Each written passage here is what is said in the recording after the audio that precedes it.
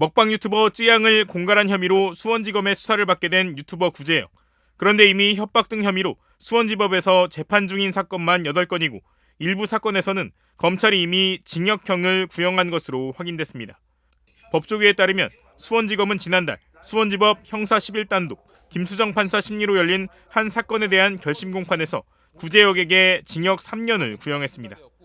검찰은 구제혁이 지난해 7월부터 올해 2월까지 유튜브 채널을 통해 허위 발언 등으로 피해자들의 명예를 훼손했다며 5차례 불구속 기소했고 법원이 이들 사건을 병합해 재판해온 것으로 알려졌습니다. 이 재판의 선고기일은 오는 18일로 지정돼 있습니다. 구제혁은 병합 사건 외에도 3건의 명예훼손 및 협박 사건으로 수원지법에서 1심 또는 항소심 재판을 받고 있는 것으로 전해졌습니다.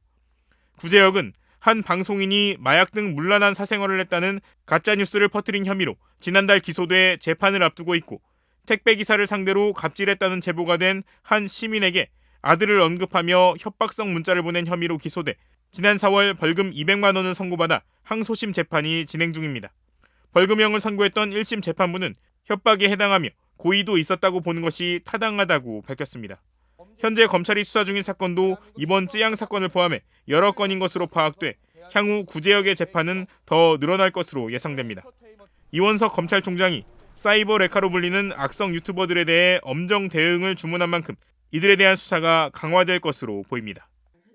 이른바 사이버 레카 유튜버들이 먹방 유튜버 쯔양의 과거를 빌미로 돈을 뜯어내는 과정에서 조언을 건넸다는 의혹이 제기된 유튜버 카라큘라가 쯔양에게 사과했습니다.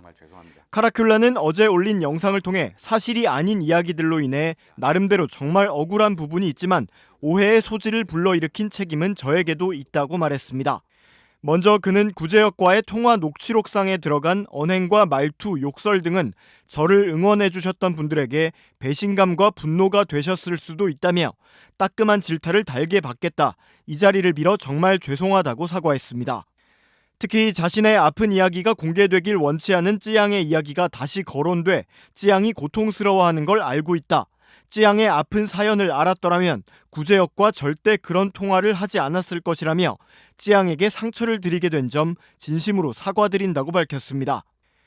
다만 카라큘라는 쯔양으로부터 자신이 고소당한 건 아니라며 쯔양 측이 피고소인으로 적시한 범죄연구소라는 채널은 여러 유튜버와 쯔양을 상대로 사이버 불링, 즉 괴롭힘을 행했던 채널로 자신과는 전혀 무관하다고 강조했습니다. 앞서 카라큘라는 쯔양으로부터 5,500만 원을 받은 것으로 알려진 유튜버 구제혁과의 통화에서 쯔양 밟으면 무기한 수익 정지될 수도 있다. 쯔양 건드리는 걸로 10억 받으면 막말로 채널 날아가도 10억 챙겼으니 됐다 치겠는데 같은 발언을 한 사실이 공개됐습니다.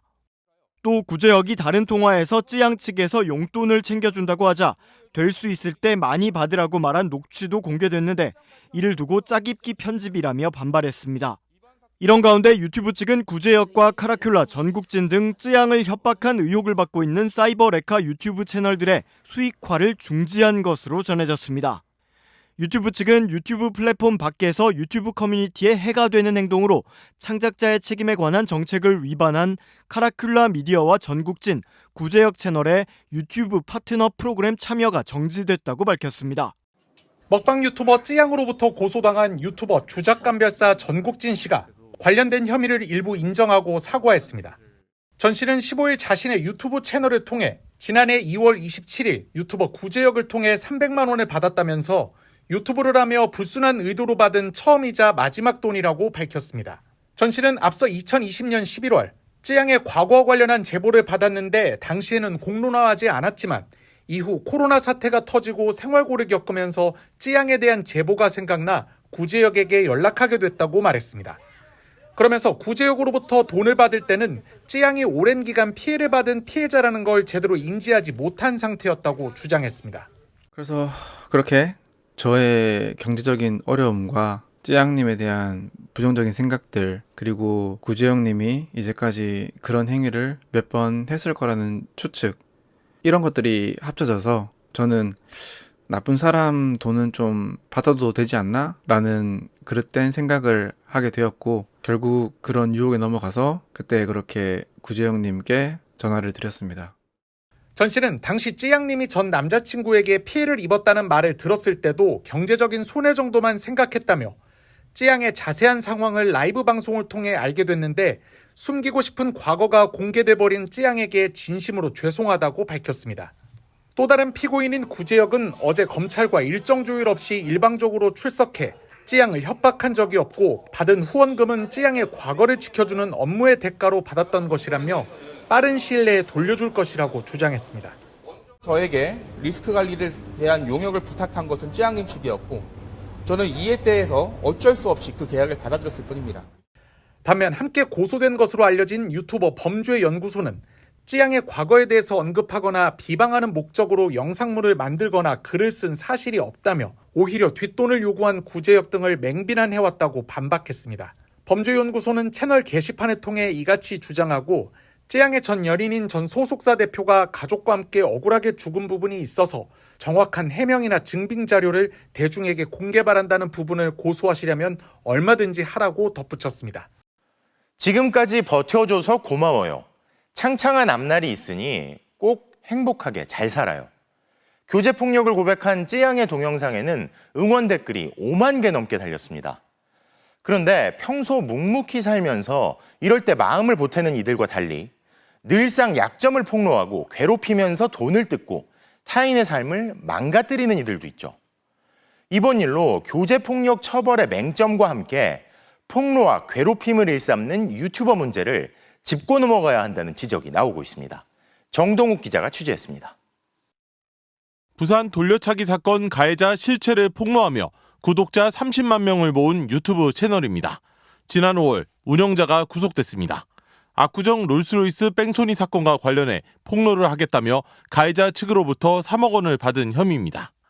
일명 사이버레카, 관심을 끌만한 일이 생기면 신속하게 방송을 만들어 올리는 유튜버들로 일부는 타인의 약점을 폭로하거나 범죄 가해자의 신상을 공개해 사적 제재를 가하기도 합니다. 문제는 이들이 당사자 동의 없이 폭로하거나 계정 뒤에 숨어 허위 사실을 공개한다는 점입니다. 걸그룹 아이브의 소속사는 멤버 장원영 씨를 비방한 익명의 유튜버를 찾아내는데 1년 넘게 걸렸습니다. 구글 본사가 있는 미국 캘리포니아주 법원에 정보 공개 명령까지 청구했습니다. 외국에 있는 외국 법인이기 때문에 관할권이 없다고 해서 어떤 절차를 취하기가 굉장히 어려운 거죠. 해외에 있기 때문에 수사를 못한다고 수사 중지를 하거든요. 최근엔 사이버레카의 표적이 유명인을 넘어 일반인으로까지 확대되는 추세입니다. 불륜, 폭로 등을 검색하면 줄줄이 뜨는 영상들. 조회수를 높여 돈을 버는 게 아니라 애초에 약점을 빌미로 돈을 뜯어내는 겁니다. 그 회사가 만든 제품에서 뭐 구더기가 나왔다든가 뭐 이런 식으로 인터넷에 올려버리면은 그 자체가 진실인지 아닌지를 파악하기도 전에 그 회사는 이렇더라라고 이미 피해를 입어버리기 때문에 명예훼손과 모욕으로 처벌할 수 있지만 초범이면 벌금형에 그치는 데다 손해배상을 받는다 해도 무형의 피해를 복구하기엔 역부족입니다. 일부 유튜버를 포함한 황색 언론들, 이른바 사이버레카의 병폐에 대해 우리는 언제까지 침묵해야 하는가? 피해 구제와 처벌 강화 등을 담은 법안들은 21대 국회에서 여야의 무관심 속에 자동 폐기됐습니다. MBC 뉴스 정동욱입니다.